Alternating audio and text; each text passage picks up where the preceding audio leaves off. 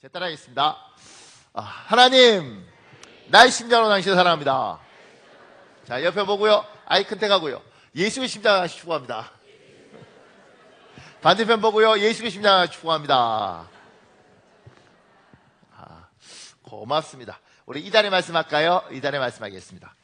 복 있는 사람은 악인들의 꾀를 따르지 않으며 죄인들의 길에 서지 아니하며 오만한 자들의 자리에 앉지 아니하고 오직 여호와의 율법을 즐거워하여 그 율법을 주야로 묵상하는도다. 그는 시냇가에 심은 나무가 철을 따라 열매를 맺으며 그 잎사귀가 마르지 아니한 같으니 그가 하는 모든 일이 다 형통하리로다. 시편 1편 1절에서 3절 말씀. 악인의 꾀를 따르지 아니하며 죄인의 길에 서지 않겠습니다. 오만한 자의 자리에 앉지 아니하고 여호와의 말씀을 즐거워하고 주야로 묵상하겠습니다.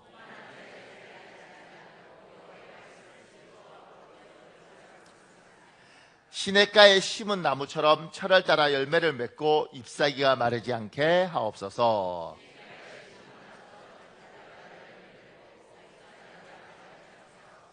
우리가 하는 모든 일이 다 형통하게 하옵소서.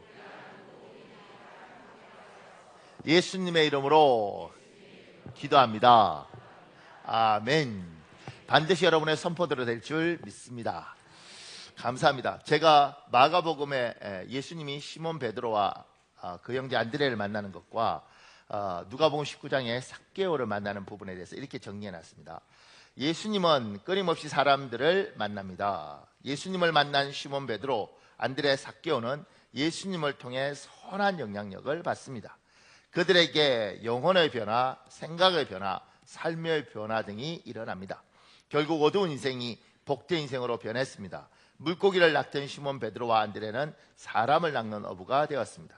순수하다라는 뜻을 가진 삭개오는 순수하지 않은 직업을 가지고 순수하지 않은 삶을 살았습니다. 그런데 예수님을 만나고 삭개오의 인생은 변했습니다. 전설에 따르면 삭개오는 아내 베로니카, 갈보리로 십자가를 지고 가던 예수님의 얼굴에 묻은 피와 땀을 수건으로 닦아주던 여인, 베로니카와 함께 고울, 지금 프랑스 남부지방으로 이사를 했습니다. 그리고 고울인들을 섬기는 인생을 살았습니다. 그러니까 예수님이 누군가를 만났어요. 그러니까 만나서 차 마시고 이야기하니까 끝, 이게 아니고요. 예수 그리스도께서 누군가를 만나면 이 사람이 있던 그 삶에 주님이 영향을 미칩니다. 그리고 이 영향력으로 이 사람들이 그냥 물고기를 낚던 사람들이 사람을 낚는 사람으로 바뀌어버리고 참 예쁘지 않은 삶을 살던 삭개오가 참 예쁜 삶을 사는 사람으로 바뀝니다.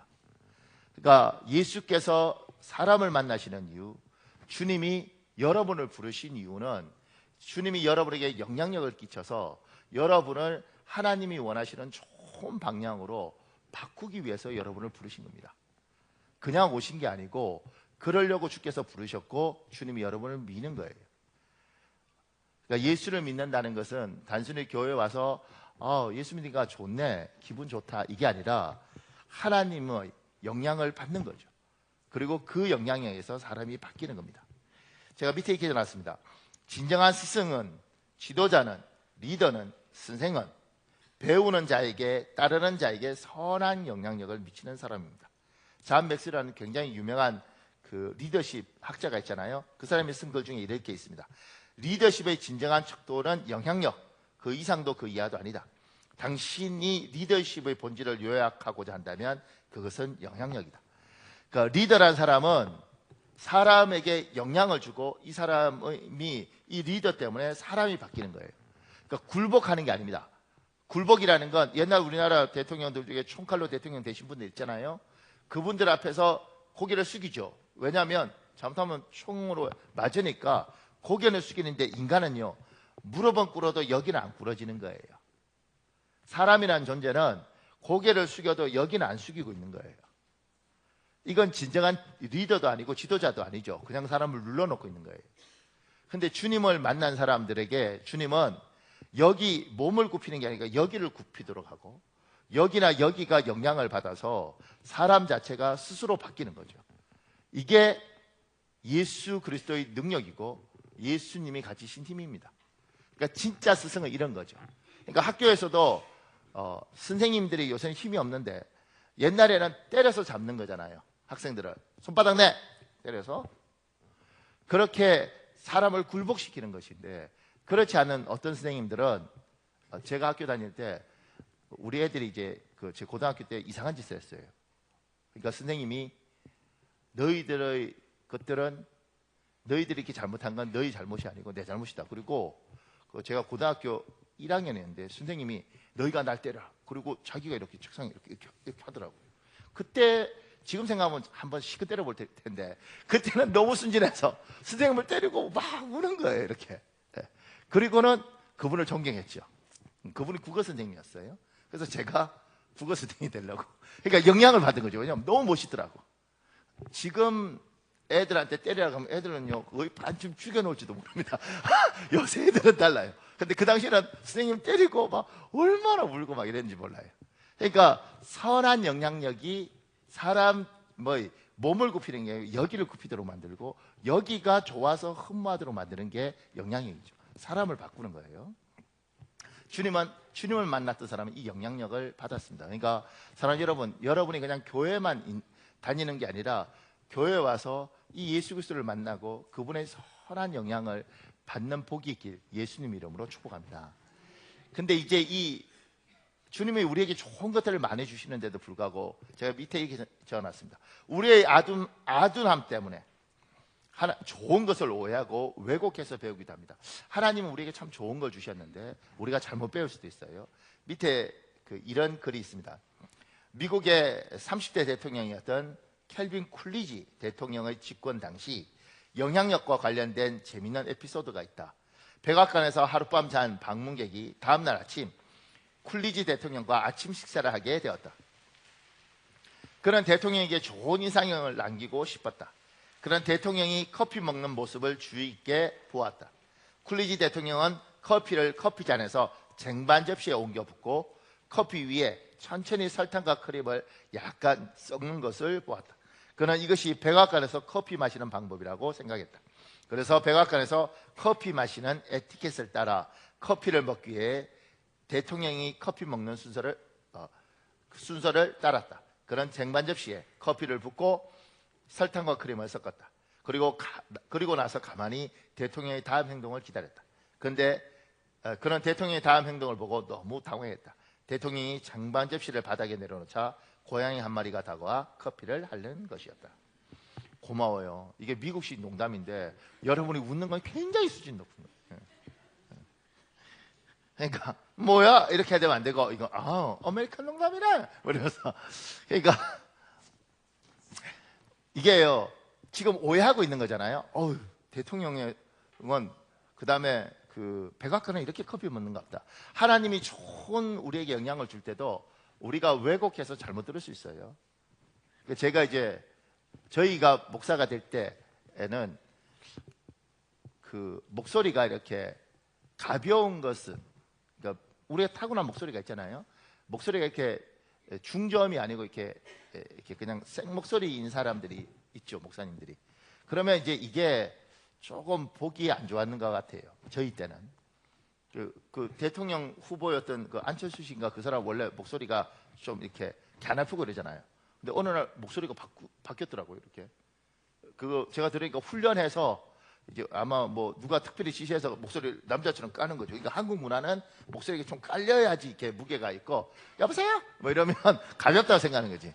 김국진인가? 그 사람처럼 안녕하세요? 이러면 사람이 가벼운 거죠. 그러니까 이제 목사님들이 그 목소리를 낼 수가 없으니까 목사 안수를 받자마자 밥 먹거나 이러면 다 할렐루야 이렇게 하는 거예요. 그게 예쁜 거냐는 거죠. 근데 우리는 이제 그렇게 배웠죠. 그러니까 그런 것들이 거기에서는 그냥 저게 멋있어 보여서 따라 쓸 수 있지만 사람들이 왜곡해서 잘못해서 무조건 목사의 권위가 목소리를 까는 거다 이렇게 배울 수 있다는 거예요. 교회에서도 잘못 오해하면 그 장로님들 중에, 우리 교회는 그런 분 없지만 장로님 중에 이제 권위에 대해서 오해하시는 분이 있습니다.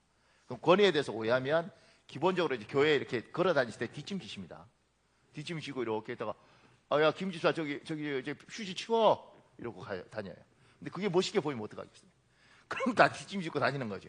안녕하세요, 할렐루야, 교회 오셨어요? 처음 뵙네요. 이렇게 가는 거예요. 얼마나 싫겠어. 근데 그게 멋있게 보이면 어떻게 해요? 그걸 따라 하지 않겠어요. 그러니까 권위라는 것들을 오해하면 그렇게 되는 거죠. 지금 하나님은 여러분에게 선한 영향력을 주기 위해서 부르셨고, 여러분이 제대로 하나님을 만나면 삭개오처럼 인생이 바뀌고 베드로나 안드레처럼 인생이 바뀌는 거예요. 근데 오해하거나 곡해하거나 지금 잘못 이해하면 예수를 믿고 참 저 사람은 예수 믿는데 왜 저렇게 예쁘지 않을까, 이렇게 될 수 있는 경우가 있습니다. 사랑하는 여러분, 정말 하나님 앞에 좋은 영향력을 받으시길 다시 한번 예수님 이름으로 축복합니다. 제가 그 밑에 이렇게 적어놨습니다. 2번, 하나님은 하나님을 경외하는 사람들을 통해 선한 영향력을 행사하십니다. 그 밑에요, 잊지 마십시오. 하나님이 일하는 방식은 사람을 통해서입니다. 우리나라는 이렇게 일확천금에 대한 개념이 있는 나라예요. 그래서 흥부가 박을 타면 쓱싹쓱싹 밥을 타면 박이 갈라지면서 거기에서 궁궐도 나오고 뭐 그 가전 노비도 나오고 돈도 나오잖아요. 그러니까 한방에 대한 그 개념이 우리 민족에게 깔려 있어요. 금 나와라 뚝딱, 이것도 그런 거잖아요. 그러니까 예수를 믿고도 하늘에서 뚝 떨어지는 것에 대한 소망이 있습니다. 좋죠. 왜냐하면 한방에 되는 거니까. 근데 하나님은 이제 그런 식으로 일하는 것보다는 사람을 통해서 일하는 걸 참 좋아하십니다. 그러니까 하나님 일하는 방식은 사람이에요. 그 선교사에 대한 이야기를 할 때 좀 여러분 생각해야 될 게 있는데요. 그 선교를 처음 간 많은 선교사들은 선교 보고를 할 때 교회에 와서 제가 거기 갔을 때 막 그 예수 모르는 사람들인데 제가 복음을 전하고 막 하나님이 역사하셔서 막 이렇게 해요. 그러면서 막 굉장한 어떤 자부심을 느끼고 이렇게 해요. 그 제가 이제 그런 선교사들 보면 뭐 열심히 사시니까, 그런데 이제 우리가 생각할 때는 저런 사람을 돕는 건 좀 생각해봐야겠다, 이렇게 저는 생각을 해요. 저는 기본적으로 보통 한 선교지에서 한 10년 이상 있고, 그러니까 이제 10년을 선교지에 있고 그냥 선교만 한 게 아니라 거기에다가 이제 계속 공부할 수 있는 기회가 있거든요. 미국에 1년씩 이렇게 가서 공부를 계속해서 이제 박사 과정에 있는 선교사들, 그러니까 이제 학문과 경험을 두루 갖춘 선교사들한테 물어보면 대부분 이런 식으로 표현해요.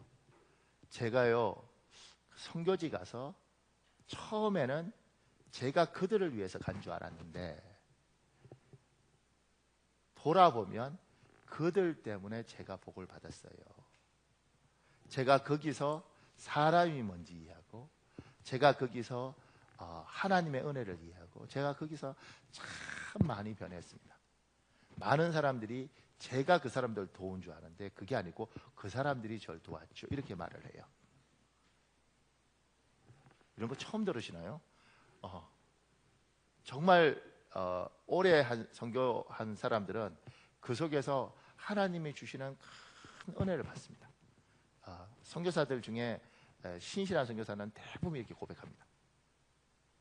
그러니까 하나님이 왜 사람을 통해서 일을 하냐면, 사람을 통해서 이 사람이 가서 선교지도, 이 사람이 가서 여기도 복을 받고 여기를 통해서 여기도 바뀌는 거예요.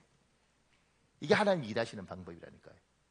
그러니까 하늘에서 뚝 떨어지면 그냥 내가 돈 받고 내가 뭐 좋은 일이 생겨서 와, 복 받았네, 이렇게 될 것 같지만, 실제로 하나님은 사람과 사람을 붙여서 이 사람이 이 사람을 도우면서 하나님 앞에 은혜를 받지만, 이 사람이 이 사람을 도우면서 이 사람이 이 사람을 돕도록 만들어요. 그러면서 하나님이 하시는 굉장히 풍성한 일들이 있습니다. 그러니까 밑에 제가 조금 더요, 이렇게 적어놨습니다. 복된 사람을 만나는 것은 놀라운 축복입니다. 복된 사람은 우리에게 선한 영향을 끼칩니다. 그러니까 하나님이 사람을 붙여서 일을 하다 보니까 좋은 사람을 만나는 것들. 그러니까 우리 조상들도 이 개념이 있어요. 뭐죠? 점치러 가면, 옛날에 그랬다고요. 점치러 가면 동쪽으로 가면 귀인을 만날 거야, 이래. 워낙 안 가보셔서 모르군요. 그분들 점치면서 그래요. 동쪽으로 가요. 동쪽에서 귀인이 있어. 그 귀인을 만나면 네가 열릴 거야. 뭐 이렇게 해요. 좋은 사람들을 만나는 것. 근데 하나님이 하나님의 사람들을 위해서 이 예수 그리스도가 삭개오를 만난 것처럼, 베드로를 만난 것처럼 하나님이 귀한 하나님을 경외하는 사람을, 이런 사람을 만나게 해요. 그리고 하나님이 이 사람이 선한 영향력을 통해서 이 사람의 인생을 바꾸고 주의를 바꿔요. 지금 제가 요 밑에 글을 가져왔는데, 제가 이 사람들을 너무 좋아하는 것 같아요. 제 방에 이분에 대한 책이 한 10권 정도 있더라고요. 그런데 이 서근옥이라는 이 여자분이 쓴 글이에요. 이 남편이 유명하죠. 강영호 박사라고.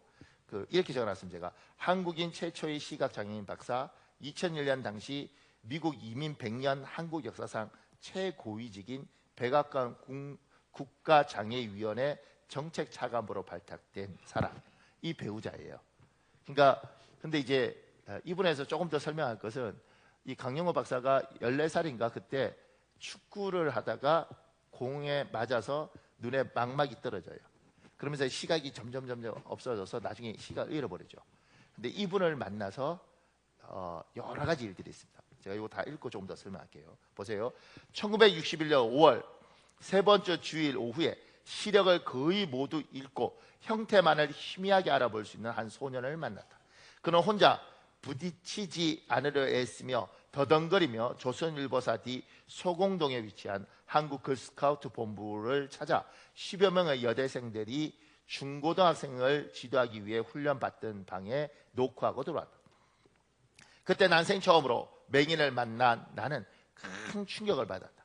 맨 먼저 얼마나 답답할까, 얼마나 불편할까, 어떻게 생활하지, 정말 불쌍하다라는 생각이 들었고, 그것은 이내 내 마음을 온통 흔들었다. 그때 우리를 지도하셨던 분이 우리가 모은 후원금을 그에게 전달하고는 잠깐 기다리렴, 내가 이 학생을 버스 정류장에 데려다 주고 올게 라고 하셨다. 그때 나도 모르게 벌떡 일어나 제가 다녀올게요 하며 그 기회를 놓치지 않기 위해 허락이 떨어지기도 전에 학생과 바깥으로 나갔다. 처음 대하는 맹인이라 어떻게 안내해야 하는지 몰랐던 탓에 그의 손목을 잡고 조금 앞장서서 걸었다. 막상 길에 나와 막닥뜨린 주위의 곱지 않은 시선에 나는 다시 한번 당황했다. 그 당시에 장님을 보면 하루 종일 잴 수가 없다는 미신이 있었던 모양이다. 그런 줄도 모르고 그저 담담하게 걸어갔는데 어떤 사람이 우리 앞에 침을 탁 뱉으며 그거 참 재수 없군 하는 것이었다. 이렇게 절망적인 현실 앞에서 부모도 잃고 고아가 된 그는 오직 하나님의 자녀는 세상을 이길 수 있다는 한 가지 믿음으로 재활의 길을 걷고 있었다. 그는 분명 하나님은 자신의 약점을 통해 권능을 보여주실 것이며 그 영광을 받으실 것이라는 믿음으로 서울 맹학교에 입학했다고 털어놓았다. 그 이야기를 들은 나는 그 당시 자원봉사자였던 대한적십자사 청년봉사원으로 그와 1년을 지냈고 그 후 6년 동안 온누이로 학부형 역할을 하며 그를 안내했다. 처음에는 내 눈으로 그가 보지 못하는 세상을 대신 봐주는 것이 전부였다. 내 눈을 통해 책을 읽어주고 길을 안내해주고 필요한 것을 구해다주고 심부름을 해주었다. 시력이 필요한 일을 대신 보고 도와준 것이었다. 그런데 1968년에 미국에 유학 가서 시각장애자 교사 훈련을 받으면서 맹인에 대한 관점이 달라졌다. 그렇게 새로운 경험을 쌓으며 미국에서 보행지도 교사 자격증을 따고 한국에 돌아와 아주 가까운 몇 명에게만 알리고 지금의 남편인 강영호 박사와 약혼식을 올린 후 3년 동안 누나 역할을 조용히 계속했다. 당시에는 맹인과 결혼하는 것을 집안의 수치로 여겼기 때문에 2주 전에 겨우 결혼 발표를 하고 접수장을 돌렸다. 남편을 그림자처럼 따라다니며 대학을 졸업하고 취업하는 과정을 도왔다. 살림과 동시에 뱃속의 아이를 출산하고 키우는 일은 감당하기가 쉽지만은 않았다. 되돌아보면 어떻게 그렇게 할 수 있었을까 싶었는데 힘겨운 시간을 긍정적으로 받아들이며 버텨내니 남편의 모든 상황이 예전에는 꿈도 꿀 수 없을 정도로 좋아졌다. 남편은 이제 세계 방방곡곡을 다니며 간증과 강연 또한 많은 저술 활동으로 삶을 보낸다. 하나님의 자녀가 어떻게 이 거친 세상을 이겨냈는지를 알리는 산증인으로서의 사명을 다하고 있다. 이제 그의 아내로 산 지 40년이 된다. 참 바쁜 나날이었지만 진정으로 기쁘고 보람차며 행복한 삶을 이루기 위해 부단히 노력했다. 그것을 이룰 수 있게 해주신 하나님께 감사드립니다. 나는 항상 기뻐하고 쉬지 말고 기도하며 그 범사에 감사라는 말씀을 늘 묵상하며 살아왔다. 한 사람을 위해 모든 열정을 아낌없이 다 바쳤으니 하늘에 계신 하나님이 그 보상을 넘치도록 부어주셔서 내 잔이 넘치는 것을 생각하면 감격에 겨워 눈물이 흐른다. 이 서근옥이란 이 분이 이때 숙명여대를 다니고 있던 1학년 때 이 강용호 박사를 만난 거예요. 그리고 67년도 그 옛날에 미국 유학을 갔다 온 거잖아요. 그리고 맹인하고 결혼한 거예요. 이 당시에 맹인은 안마사 이거 외에는 할 것도 없는 거죠. 그러니까 이 홀어머니가 키웠는데 이 서근옥 씨를 그 엄마 마음은 어떻게 했냐. 그런데 이게 하나님의 뜻이라고 이분들을 받아들였어요. 그리고 결혼을 하고 미국 유학 갈 때도 어떻게 강용호 박사는 미국 유학 갔는지 제가 몰랐는데 미국 유학 갈 때도 이 사람이 67년도 68년도 미국에 있을 때 만났던 선교사들 그들에게 후원 요청을 해서 이 사람들이 돈을 모아서 여기를 미국에 데려간 거죠.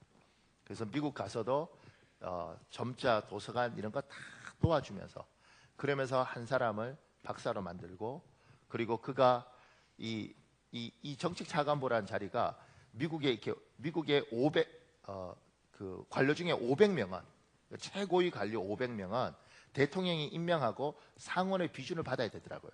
그러니까 비준 안 받으면 안 되는 거예요. 그런 자리에 오르도록 한 거죠. 그렇게 자기를 희생하면서 헌신하면서 한 사람을 귀한 하나님의 사람으로 만든 거예요. 지금 시대, 지금 여러분들 같으면 이게 가능할까? 왜냐하면 내 인생 살아야 되잖아요. 목사님 미쳤어요? 내가 남자 공부시키게 내 공부할 거예요. 이렇게 살아야 되는 거 아니에요. 지금은 희생이 별로 없습니다. 내가 내 아이를 위해서 왜 고생해요? 나도 내 인생이 있어요. 이게 지금 시대 아니겠어요? 그러니까 하나님은 사람에게 사람을 붙여서 이 사람의 희생과 이 사람의 도움으로 여기가 사는 겁니다. 예수께서 그러셨던 것처럼 하나님을 경외하는 사람에게 이걸 요구하고 부탁하시는 거죠. 이분이 그런 거예요. 자기가 이제 결혼하려고 막 중매에 가는데 지금 이 강용호 박사가 그때는 자기하고 나이 차이가 1살밖에 안 나는데 나이 차이가 많은 줄 알았대요. 그래서 동생처럼 막 지내면서 그러면서 자기가 선볼 때마다 이렇게 데리고 갔대요. 그러니까 내 동생이라고. 그리고 데려가고 이런 동생이 있는데도 괜찮겠냐 이렇게 이야기하고 그랬는데 어느 날 이제 이게 잘 안 맞으니까 이 강용호 박사 그러더래요. 누나 그렇게 남자가 없으면 내가 어떠냐고. 내가 어떠냐. 그런데요 갑자기 그 생각이 들더래요. 그거 괜찮네 이렇게. 그리고 하나님 앞에 기도하고 이게 하나님의 뜻인가 보다. 내가 누군가를 위해서 평생을 봉사하겠다. 그리고 결혼한 거예요. 그래서 사람을 세운 거죠. 참고로 우리 교회에 부교육자로 오시는 분들은 제가 반드시 부부가 같이 오라 그래서 저하고 식사를 해요. 그리고 제가 그 안에 사모님을 잘 봅니다. 아무리 목사님이 괜찮더라도 그 사모님이 아닌 분, 특히 목사님 제 인생이 있어요 이런 분들은 제가 생각할 때 저건 아닌 것 같다 이렇게 생각해요. 그래서 작년도에 신학대학원 졸업생인 된 사람 중에 백석대학교 교수 중에 한 사람이 전화를 했어요 저한테. 목사님 너무 좋은 친구가 있는데 한번 목사님 만나주면 안 되냐. 그래서 제가 우리 교회는 사역자 티오가 없어요 지금. 그런데 거기가 그래도 목사님 한번 꼭 만나주면 좋겠다. 그래서 이제 만나봤어요. 만났는데 너무 좋은 거예요. 너무 좋고 뛰어나고 그 다음에 이제 밤에 대학원을 다니고 낮에 자기 사업체를 가지고 일을 해요.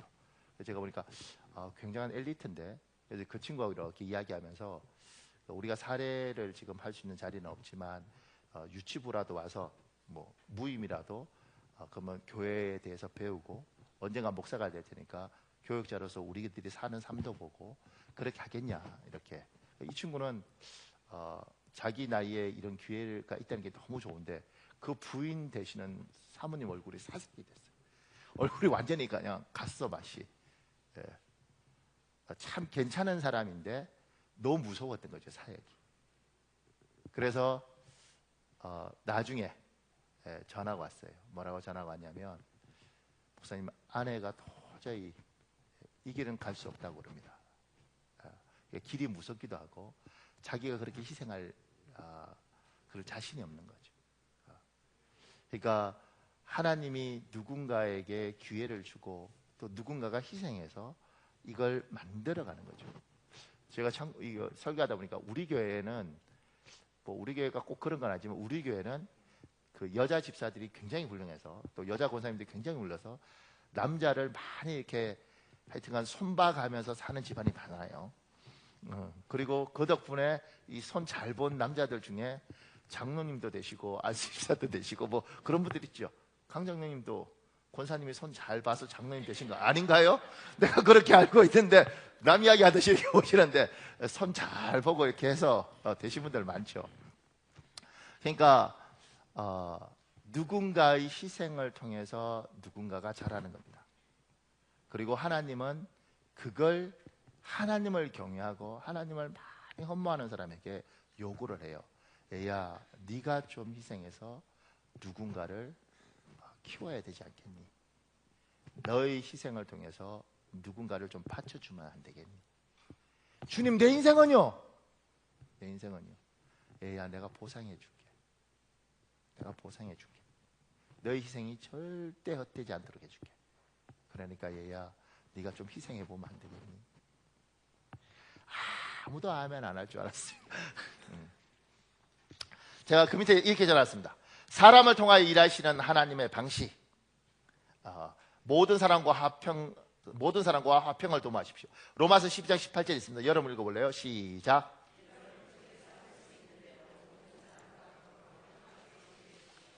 하나님은 사람을 통해서 일을 해요. 잊지 마십시오. 그렇기 때문에 사람과 관계가 깨지면 하나님의 역사가 굉장히 힘들어지는 거예요.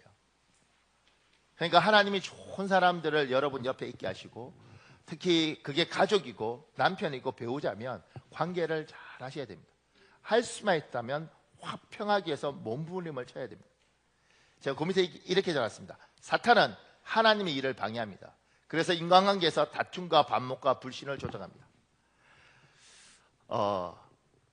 사람은 사탄이 아니지만 그 사람에 있는 속성 중에 사탄이 쓰기 좋은 속성이 있습니다. 특히 남의 말 잘하는 사람은 인간관계를 깨는데 큰 역할을 합니다. 집사님 말을 할 때 아까 전에 그 박 지사님 얼굴 봤어? 얼굴빛이 흑빛이더라. 집사님 말 듣자마자 기분 엄청 나빴는가 봐. 그렇게 말하는 순간 이간질이 되는 거예요. 저는 이제 목사님 저 집사가 그 집사 이야기할 때 그 집사 얼굴에 흑빛이더라. 이러면 제가 이렇게 말하죠. 원래 타고난 원단이 흑빛이요. 그러니까 그 부분에 대해서 이제 표현을 집사님이 그날 그렇게 이야기할 때 저 집사님 눈빛이 왜 남의 눈빛 갖고 그러냐고. 제가요, 제 후배 중에 굉장히 똑똑한 후배가 있었는데 그 후배가 이야기하는 거예요. 목사님, 쟤는 눈빛이 음흉하대. 내가 그랬어요. 야, 걔는 미얀마야. 눈빛 색깔이 우리하고 달라. 그러니까 그런 식으로 사람에 대해서 눈빛이, 얼굴 표정이, 분위기가, 아니 뭐 말을 제대로 한 게 있나, 아니면 문서를 쓴 게 있나, 그런 거 없이 그냥 분위기가, 저 부부 많이 안 좋은 것 같아. 왜? 분위기가, 아니 뭐고 왜 남의 집 분위기를 가지고 그걸 어떻게 알아? 제가 목회하면서 가장 크게 느낀 게 뭐냐면 남의 부부싸움에 함부로 끼지 말자 이거였어요. 왜냐하면 제가 이 남편이 마누라 뭐 때리고 뭐 이렇게 할 때 제가 그 집 가갖고 너 이 자식아 어떻게 마누라를 때리냐, 죽이니 살리니 막 이렇게 한 집이 있거든요. 우리 교회 말고. 이런 이야기 하면 누구지? 이렇게 하는데 우리 교회 말고. 근데 그렇게 한 적이 있는데 제가 놀랬던 건 뭐냐면 남자한테 제가 야단치고 여자한테 집사님 무슨 일 있으면 막바로 연락해 막 이러고 이렇게 했거든요. 내가 놀란 건 뭐냐면, 그러면 나는 이제 최소한 각방 쓰면서 둘이 한 달 동안 말 안 할 줄 알았어요. 그 다음날 이 여자 집사가 팔짱 끼고 뭐 이러고 지나가는데, 내가 야 이거 내가 이거 무슨 짓을 한 거지? 그러니까 부부 사이는 함부로 할 게 아니더라는 거죠. 그러니까 어떤 일들이 있을 때 내가 참견해야 될 게 있고 참견하지 않아야 될 게 있고, 남의 이야기에 대해서는 멀리서 보고 함부로 하는 게 아니는 거예요. 이해가시죠? 그러니까 남의 교회 이야기도 함부로 하지 마세요. 목사님 저쪽 교회 보셨어요? 저쪽 교회 성도들 분위기가 분위기가 왜요? 예, 표정들이 그런 것 같아요. 그날 뭐 있었겠지. 그러니까 그런 걸로 하면 멀쩡한 집안 욕하고 멀쩡한 교회 엉망된다니까요. 그러니까 남의 이야기, 우리나라 북한하고 뭐 이렇게 안 좋을 때 있잖아요. 미국이라 이런 데 가서 애들 만나면요, 걔들은 그래요. 한국 곧 죽는 줄 알아. 막 전쟁 나는 줄 알아. 우리는 무슨 전쟁은 다 그러니까 우리는 이렇게 편하게 그냥 사는데, 저쪽은요, 어떤 미국 애가 한국에 오면서 저한테 묻더라고요. 치안이 안전하냐고. 내가 야 새벽 2시에 돌아다녀도 괜찮아. 근데 왜냐면 한국에 대해서 그렇게 생각하는 거예요. 뭐요? CNN, BBC 이런 게 그렇게 떠드는 거죠. 우리는 잘 살잖아. 그러니까 남의 이야기들을 함부로 하지 말고, 남의 이야기 함부로 듣지 말고, 그게요 사단이 쓰기 좋습니다. 그러니까 이 부분에서 지혜를 딱 가지고 있어야 됩니다. 제가 조금 더요. 나는 누군가의 도움의 손길을 기다리는 인생인가, 아니면 누군가를 도와주는 인생인가? 제가 밑에 이렇게 적었습니다. 어렸을 때 모든 사람은 누군가의 도움으로 살아갑니다. 그런데 도움받는 것이 습관이 되고 습성이 되어버리면 안 됩니다. 이거 말을 좋게 해서 그래요. 사람은 당연히 누군가의 도움을 받고 자랍니다. 그런데 조금 전에 그랬죠. 제가 우리 민족에게 오는 금나라 뚝딱 뭐 이런 거, 금도끼, 언도끼 이런 것도, 금도끼, 언도끼도 아니 새도끼 빠뜨렸으면 새도끼만 주면 되지, 금도끼, 언도끼, 새도끼 다 주잖아, 그죠? 우리는 막 그런 쪽에서 듣고 자라왔어요. 그러니까 잘 보면 무엇인가 누군가를 통해서 자꾸 도움을 받고 얻는 쪽으로 가 있다는 거예요. 이 습성을 하나님의 습성이 아니라는 거예요. 그러니까 제가 표현을 아주 강하게는 원래 이렇게 쓰려고 그랬어요. 여러분 마음에, 또 제 마음에 거지 근성이 있다면 버리십시오. 이렇게 말이 너무 아프잖아요.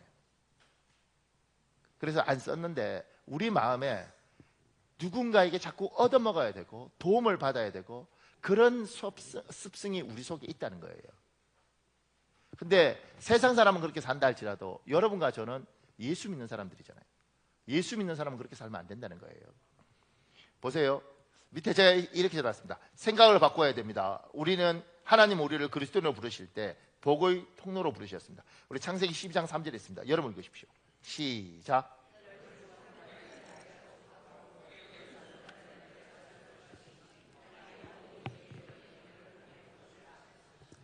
여러분과 제가 예수님을 안 믿을 때 누군가의 얻어먹고 누군가의 도움을 받고 동쪽에서 귀인을 만나고 좋습니다. 근데 우리가 예수 믿잖아요. 예수님을 믿고 하나님을 섬길 때, 하나님 우리를 부를 때 복의 통로로 부르셨어요. 우리를 통해서 복이 흘러가도록 부르신 거예요. 그러니까 생각 자체를 바꿔야 돼요. 내가 누군가의 도움을 받는다는 게 아니고 내가 누군가를 도와야 되는 사람이구나, 그러려고 하나님 부르셨구나, 생각 자체를 바꾸셔야 됩니다. 그 밑에 사도행전 20장 35절에 있습니다. 여러분 읽으십시오. 시작.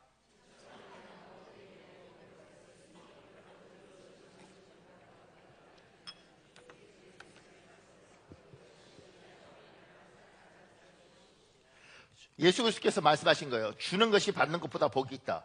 하나님은 우리에게 요구하시는 거예요. 줘라. 없어도 주고 살아라.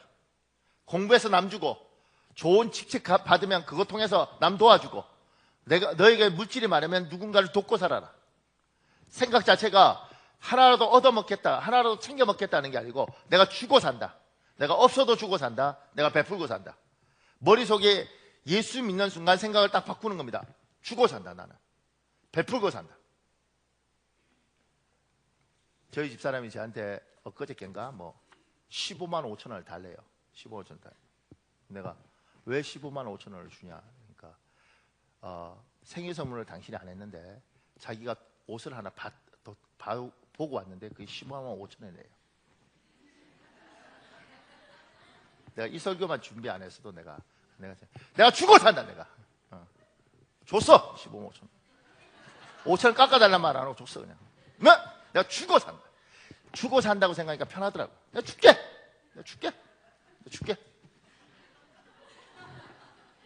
이 설교 듣고 친구들 많을 때 함부로 만나지 마세요. 밥값 낼 수도 있어. 근데 머릿속으로 생각을 어떻게 해야 되냐면, 그래, 나 예수 믿잖아, 하나님 믿잖아. 주고 산다. 베풀고 산다. 거지처럼 얻어먹을 생각하고 누구 도움 받을 생각하지 않고, 없어도 난 주겠다. 생각을 바꾸고 하나님의 사람이 사고를 바꾸는 겁니다. 그렇게 사시길 예수님으로 축복합니다. 제가 조금 더 설교하겠지만 여러분, 반드시 하나님은 자기 백성에게 긍휼을 베풉니다. 여러분 주실 수 있어요. 하나님이 여러분을 인도해 가는 대로 따라가면 반드시 베풀고 살 수 있습니다. 우리 찬송 잠시 하고 제가 설교 좀 더 하겠습니다. 찬송가 384장이에요. 찬송가 384장. 하나님, 내 갈 길 인도하십시오. 내가 주고 살겠습니다. 하나님, 나 좀 도와주십시오.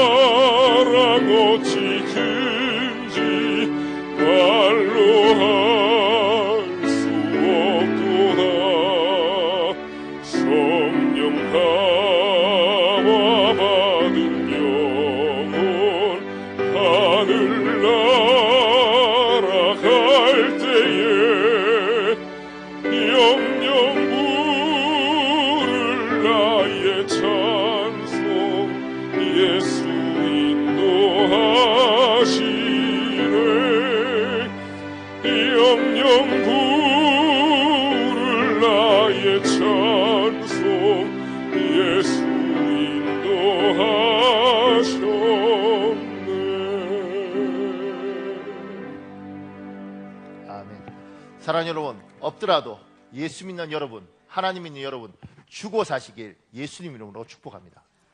주고 사셔야 됩니다. 근데 어떤 분은 거죠. 목사님 정말 줄 게 없어요. 아니요, 줄 거 있습니다.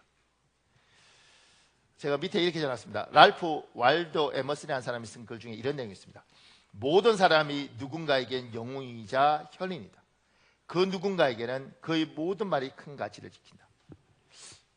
지닌다. 이게 여러분 이해가요? 모든 사람이 누군가에게는 영웅이자 현인이다. 그 누군가에게는 그의 모든 말이 큰 가치를 지닌다. 목사님, 제가 줄 것도 없고 제가 누구에게 선한 영향력을 미치겠습니까?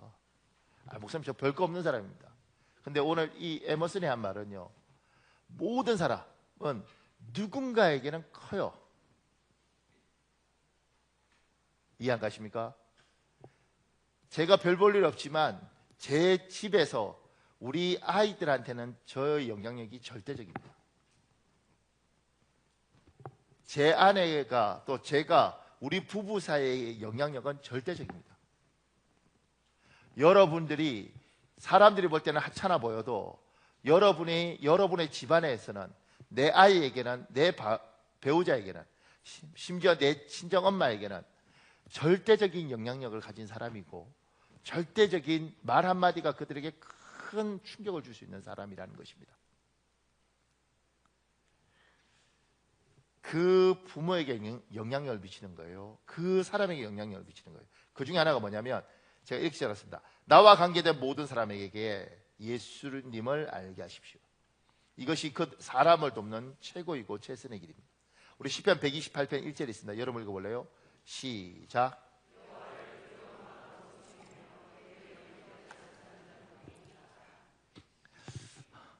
오늘 말씀이 예수 그리스도를 만난 사케오, 예수 그리스도를 만난 베드로, 예수 그리스도를 만난 안드레, 그들은 그 예수 그리스도에게 엄청난 영향을 받고 사람이 변했습니다. 여러분들도 누군가를 도울 수 있고 누군가에게 선한 영향을 미칠 수 있습니다. 서건옥 사모님처럼 엄청나게 대단한 일을 할 수는 없어도 여러분과 저에게 가족은, 사랑하는 내 아내는, 사랑하는 내 남편에게는 나는 절대적인 권한을 가진 사람 중에 하나예요. 그에게 선한 영향력을 주라는 거죠. 그 중에 하나가 예수 그리스도를 주라는 겁니다. 믿음을 주라는 겁니다. 지금 여기 재밌는 걸 하나 있습니다. 보세요. 나의 어머니 성함은 왕암자다. 성은 왕, 이름은 암자다. 암자라는 이름에서 범상치 않은 기운이 느껴질 것이다. 암자는 절이라는 뜻이다. 외할아버지가 쥐주셨는데 자신이 사셨던 지역에 절을 세우셨다. 그것을 기념해서 딸의 이름을 암자로 지으신 것이다. 이런 열심히 특심인 불교 집안에서 태어나셨으니 어머니는 당연히 모태 불자셨다. 어머니는 태어나면서부터 불교 신자셨을 뿐 아니라 열심히 불도에 참여하셔서 젊은 나이에 보살이 되셨다. 교회로 말하면 권사 직분을 받으신 것이다. 어머니는 새벽 4시나 5시에 일어나 매일 가정 불공을 드리셨다. 어렸을 때 잠결에 들었던 불공의 몇 구절이 아직도 기억난다. 나는 어렸을 때부터 어머니를 따라 절에 다녔다. 그러다 중3 때 하나님을 만나고 내 삶이 극적으로 바뀌었다. 예수님을 구주로 영접하고 구원을 얻은 것이다. 기독교인이 된 후 내가 가장 먼저 기도한 것이 어머니의 구원이었다. 매일 기도했다. 그렇게 10년을 넘게 기도했지만 아무 일도 일어나지 않았다. 내가 어머니께 교회를 가자고 하면 어머니는 부드럽지만 분명하게 거절하셨다. 내가 교회 가는 그것은 막지 않는다. 그러나 나를 교회에 데리고 갈 생각은 마라. 내가 그동안 몸담아왔던 불교를 어떻게 지금 와서 떠날 수 있겠니? 어머니의 마음을 돌이키는 것은 불가능한 일처럼 느껴졌다. 몇 년 후 집안의 경제적 어려움이 닥쳤다. 온 가족이 모여 대책을 세워보려 했지만 길이 보이지 않아 막막한 상황이었다. 해결책을 찾는 게 쉽지 않다. 오히려 상황이 점점 더 어려워질 것 같다 라는 부정적인 이야기만 오갔다. 그때 막내인 내가 당돌하게 대화에 끼어들며 말했다. 왜 다들 그렇게 실망하세요? 제가 보기에는 우리 가정에 아직 희망이 있어요. 기도하면 길이 열려요. 하나님이 도와주실 거예요. 당시 6 식구 중 나 혼자만 기독교인이었다. 분위기가 어정쩡해졌다. 싸한 분위기까지 느껴졌다. 식구들은 막내가 뭘 모른다는 표정으로 날 쳐다보았다. 그러나 그때 무슨 용기가 있었는지 나는 정말 자신이 있었다. 하나님께서 분명 채워주시고 해결해 주실 것을 확신했다. 신앙으로 믿음의 선포를 했으니 남은 것은 이제 실천으로 보여주는 것밖에 없었다. 그 후 신기한 일이 벌어지기 시작했다. 당시 나는 대학생이었는데 갑자기 일할 기회가 많아지기 시작한 것이다. 과외, 번역, 과일 장사까지 마다하지 않고 열심히 일해 돈을 벌었다. 땀 흘려 번 돈은 최소한의 용돈을 빼고 모두 어머니께 드렸다. 덕분에 급한 대로 경제적 위기를 일단 넘길 수 있었다. 이런 내 모습을 가장 가까이에서 보신 분이 어머니셨다. 어느 날 나는 시력이 떨어져 힘들어하시는 어머니께 좋은 안경을 하나 해드렸다. 그리고 어머니가 좋아하시는 고기도 사드렸다. 식사를 한참 하시다가 어머니가 조용히 말을 꺼내셨다. 아들아, 너를 보니 하나님이 살아계신 것 같구나. 이제부터 너와 함께 교회에 가마. 나는 놀란 눈으로 어머니를 바라보았다. 믿기지 않는 순간이 온 것이다. 10년 넘게 기도했던 것을 하나님께서 이루어 주시는 순간이었다. 어머니는 그날 이후로 교회에 출석하셨다. 그리고 새벽 불공을 새벽 기도로 바꾸셨다.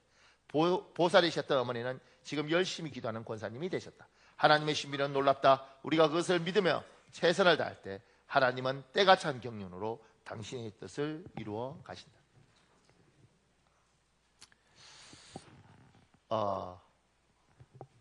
내 사랑하는 가족, 내 사랑하는 핏줄, 그들에게 예수 그리스도를 주는 것, 예수 그리스도를 알려주는 것, 이건 우리가 줄 수 있는 최선의 것이고 가장 좋은 것입니다. 근데 이제 잊지 말아야 될 건, 말로 전달해 줄 수 있는 것들이 아주 간단하죠. 근데 말은 힘이 없는 경우가 제법 있어요. 보세요. 제가 안산에서 부교육자로 일할 때 우리가 너무 뜨거워서 중학교 애들하고 주일날 예배를 하고 나면 안산에 상록수역이 있거든요. 상록수역에 전도를 하러 다녔습니다.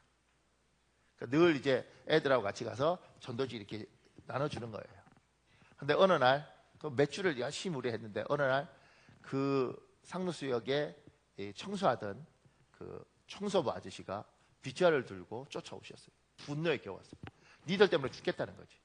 이게 전도지 주고 사람들이 그거 여기에다가 막 뿌려놓으면 자기들 다 쓴다고 죽겠다는 거예요. 막 분노하는데 그때 또 저희 중동부 부장님이 또 한성기를 하셨거든요. 복음이라고 그러고 둘이 막 싸우더라고. 근데 거기 껴서 목사가 말릴 수 없잖아요. 그래서 숨어서 뒤로 이렇게 그 가게 있는 쪽에 이렇게 숨어 있었는데 둘이 막 싸우는 동안, 여러분 내가 거기서 말려야 된다고 생각하십니까? 집사님 이러고.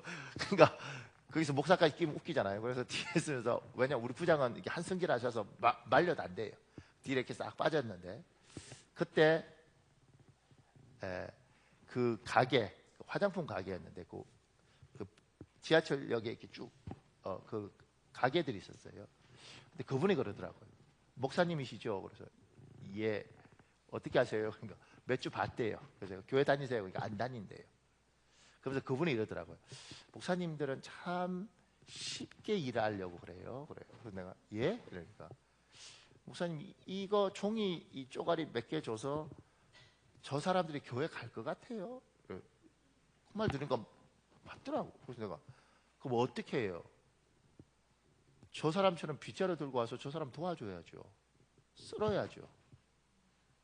그리고 여기 있는 지하철역 여기 다 어떻게든 닦고 그 다음에 우리 상인들 도와주셔야죠. 그래야 사람의 마음을 얻지. 어떻게 종이 쪼가리 주고 얻을 수 있어요? 우와, 엄청 큰 걸 깨닫고 그 다음부터 안 갔어. 안 갔어. 왜냐 아무도 안 해. 안 갔어요. 근데 그 말이요 평생을 영향을 미치더라고요. 왜냐하면 그렇지, 사람 마음이라는 게, 예수 믿으세요? 그리고 믿으면 얼마나 좋겠어요. 얼마나 맑고 순수한 영혼이면 그 말 한마디 오겠어. 본다는 거지. 사람은, 이 사람도, 고노란 이 사람도 죽도록 한 거예요.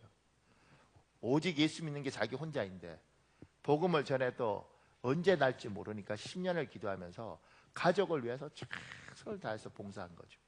그 속에서 사람이 바뀐 거예요. 사람이 바뀐 거예요. 사랑하는 여러분, 그러니까 믿지 않는 남편을 교회에 데려오는 것, 믿지 않는 내 자식을, 머리 다 큰 애를 교회에 데려오는 것, 또 남편들이 먼저 믿는 경우도 있거든요. 남편이 믿지 않는 아내를 교회에 데려오는 것 정말 어렵습니다. 그리고 많은 희생을 요구하고 수고가 따르는 거예요. 그럼에도 불구하고 내가 아니면 누가 하겠냐? 내 남편을, 내 아내를, 내 애를, 우리 엄마를 내가 아니면 누가 전도하겠냐? 나도 안 하는데 누가 하겠어요? 힘이 들어도 여러분이 하셔야 되는 겁니다. 굉장히 부담스럽고 어렵죠. 그러기 때문에 각고의 노력으로 하나님이 요구하시는 거죠. 얘야, 너희 집안에서 네가 너희 엄마에게는, 너희 남편에게는, 내 아내에게는, 내 아이에게는 큰 영향력이 있는데, 소중한 사람인데 네가 그 영향력을 가지고 그에게 복음을 전해야 되지 않겠냐? 그에게 천국에 대한 이야기를 해야 되지 않겠냐? 언제까지 네가 미루고, 언제까지 도망 다니고, 언제까지 무서워서 그렇게 떨래? 또 하나는 제가 밑에 이렇게 적었습니다. 나와 관계된 모든 사람에게 당신을 향한 하나님의 선한 계획이 있음을 알게 하십시오. 그리고 그 계획이 이루어질 때까지 기도로 그를 도와주십시오. 예레미야 29장 11절에 있습니다. 여러분 읽으십시오. 시작.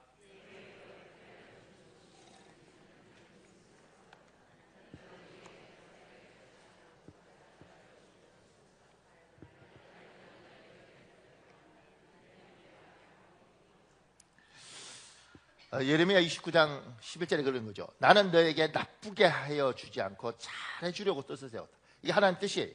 밝은 앞날이 너를 기다리고 있다. 여러분, 사람에게 잘 될 거야, 이 립서비스를 하는 게 아니고요. 하나님의 사람은 하나님이 가진 이 약속을 우리에게 했다고 우리는 성경을 믿잖아요. 이 약속을 저 사람에게 선포를 하는 거예요. 그러니까 내 아이를 보고 여러분 아이들 보면 소망이 생겨요? 물론 목사님, 우리 애는 어떻게 책만 읽으면 저렇게 집중을 해서 읽는지 몰라요. 아우, 밤에 자라고 하는데 잠을 안 자고 책을 보내요. 뭐 이런 분들이 있으면 뭐 어떡하겠어요. 근데 저희 아이들은 굉장히 가슴 아프게 셋 다 분명한 건 우리 박씨 집안에 피는 그렇지 않는데 저는 아내를 비난하는데 박씨 집안에 피는 그렇지 않는데 책을 참 이렇게 힘들어 하더라고요. 내가 보니까 애들이 책을 힘들어하는 게 아니고 책이 얘들을 힘들어하는 것 같아요.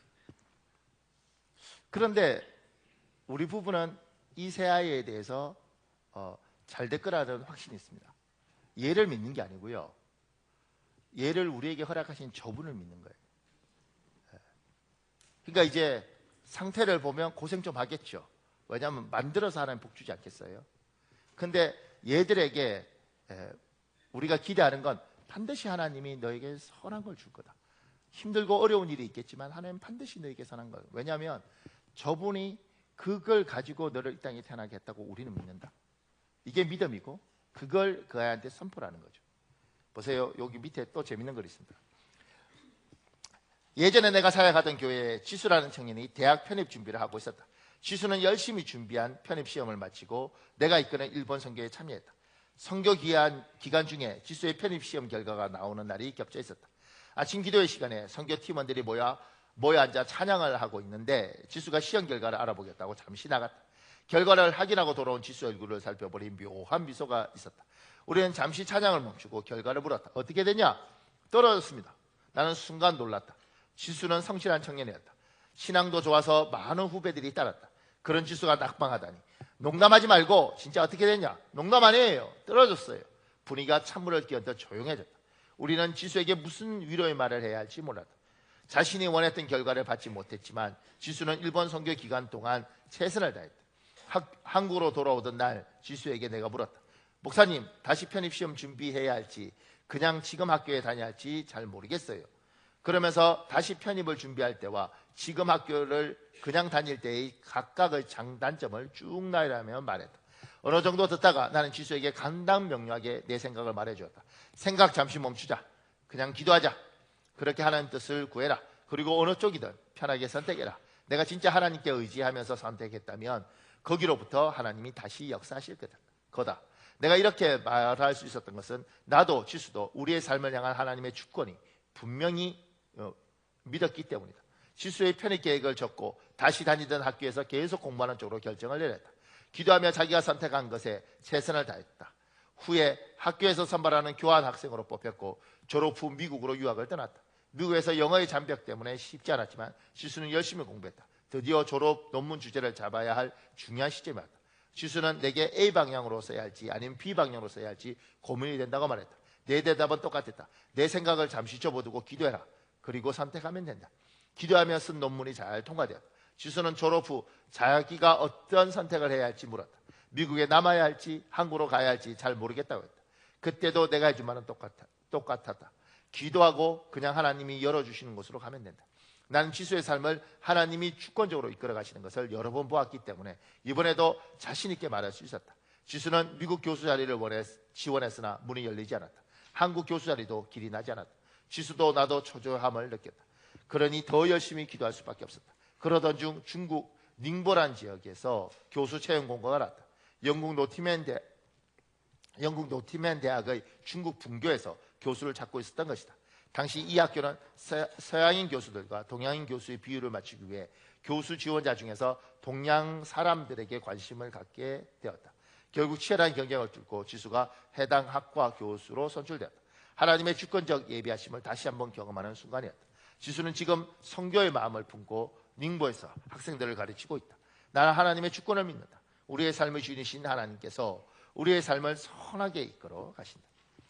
하나님은 우리 모두에게 선한 계획을 갖고 있습니다. 그리고 여러분과 나는 그것을 우리가 가지고 있는 영향력을 줄 수 있는 이 사람들에게 선포하고 격려할 필요가 있습니다. 어떤 개그맨이 자기 어렸을 때 엄마한테 늘 듣던 거 그랬대요. 애 욕하면서 야 이 썩을 놈아 이 김씨 종자 인간들은 뭐 이러면서 욕을 해. 예. 그러니까 우리는 그렇게 감정적으로 반응하는 사람들이 아니고 화가 나도 우린 믿음으로 반응하는 거죠. 그러니까 우리 아이들에게 이야기를 하고 사랑하는 내 아내에게 이야기를 하는 겁니다. 뭐라고 이야기하느냐면 지금 어렵고 힘든 것들이 분명히 있지만 반드시 하나님은 살아계시고 우리에게 선한 계획이 있으니까 너를 축복하실 것이고 당신을 축복할 것이고 그것을 위해서 내가 기도하고 있다고 그렇게 말을 해야 되는 거예요. 제가 이렇게 말을 하면 다 알아들어요. 그리고 해야 안 해요? 안 하지. 왜냐하면 연습을 안 시켰기 때문에 그러거든요. 그러니까 연습을 시키는 역할도 제가 하는 거죠. 성경에 우리 예린이 아빠 내 딸 한번 해볼래? 사랑하는 예린아. 예린이가 몇 살이야? 2살이야? 1살이야? 얼마나 예뻐. 맞다. 조금 전에 저번 주가 내 방에서 뒤집었지 얘가. 1살. 자, 사랑하는 예린아, 하나님이 너를 반드시 축복하실 거다. 아빠가 너를 위해서 기도할게. 지금 몇 살이야? 29? 29배. 애 둘이야. 아니, 제가 사실 결혼할 때 걱정했거든요. 너무 어린 26에 결혼했지, 그지? 26에 결혼해서 제가 26살짜리 결혼해서 아기 놓고 이럴 때 걱정 많이 했거든요. 근데 너무 잘하고 있어요. 제가 야 기특하다. 볼 때마다 훌륭하죠. 잘 참고 살아. 그러면 주연이 엄마 나 따라 한번 해볼래요? 2층에 있지. 사랑하는 내 아들 주연아, 하나님이 반드시 너를 축복하실 것이다. 엄마가 너를 위해서 기도하겠다. 주연아, 아멘? 오케이. 그러니까 이게요, 서로 애쓰고 노력하면서 가는 겁니다. 그리고 선포하는 거예요. 이거는 내 남편을 보고 내 아내를 보고 이렇게 버티는 게 아니고요. 때로는 사람 보면 좌절하죠. 왜냐하면 어떻게 이럴까? 어떻게 이럴까? 왜 이 모양일까? 이렇게 생각하지 않겠습니까? 근데 이 사람을 보는 게 아니고 이 사람을 나에게 배필로 주신 하나님, 이 아이를 나에게 주신 저 하나님이 자기 백성에게는 선한 계획이 있다니까. 너무 못나서 너무 부족해서 고생을 많이 하겠지만 반드시 주께서 20년을 훈련시키든 30년을 훈련시키든 복받을 그릇으로 하나님 만들으셔서 좋은 길을 주실 테니까 그 하나님을 믿고 선포하고 그 하나님을 믿고 기도를 하는 거예요. 세상 사람들은 자기 힘으로 버티는 겁니다. 근데 우리는 하나님의 능력으로 버티면서 하는 거죠. 그래서 소망을 보고 그래서 희망을 보는 거죠. 이게요, 부모 자식 간에는 되지만 부부 사이는 안 돼요. 왜냐하면 부부 사이에 연습하는 순간 웃기고 있네 이럴 수 있잖아. 이신영 씨 한번 해볼까? 미안해. 누가? 홍진희 집사가 하자. 유지 보수하면서 힘들었잖아. 사랑하는 남편 이시동 집사님, 잠깐 어금니 깨물지 말고 시원하면 얼굴이 빨갛게 이렇게 하지 말고 기쁜 마음으로 지금까지 잘 살았잖아. 집사님 둘이가 올해 몇이야? 45? 그지? 그러니까 집사님 한 40년만 참으면 되니까 참아. 사랑하는 내 남편 이신영 집사님, 하나님이 집사님을 반드시 축복하시고 복되게 사용하실 겁니다. 내가 그것을 위해서 기도하겠습니다. 아멘. 제가 우리 집사람이 너무 이렇게 밥이나 이거 맛있게 해주잖아요. 제가 축복합니다. 뭐라고 축복하냐면, 여보, 딱 봐요. 당신 남편은 잘 될 거예요. 당신 남편 한 번 더, 여보, 당신이 잘 될 거야. 이렇게 해본 적이 없고, 당신 남편이 잘 될 거예요. 사랑하는 여러분, 우리 한 7, 8분 기도할까요? 이 시간에 하나님, 주고 살겠습니다. 하나님, 없어도 내가 예수 믿는 사람이니까 얻어먹을 생각하고 도움받을 생각하지 않고 내가 작은 것이라도 주고 살겠습니다. 무엇보다도 사랑하는 내 가족, 하나님, 내가 영향력을 미칠 수 있는, 큰 영향력을 미칠 수 있는 내 가족을 하나님 예수를 전하고 그들에게 하나님의 선한 계획을 선포하겠습니다. 그들을 위하여 기도하겠습니다. 하나님, 내 기도를 들어주시고 내가 누군가에게 복된 영향을 미칠 수 있도록 도와주시옵소서. 우리 주여 한번 간절히 부르짖고 우리 한 7, 8분 기도하겠습니다. 주여.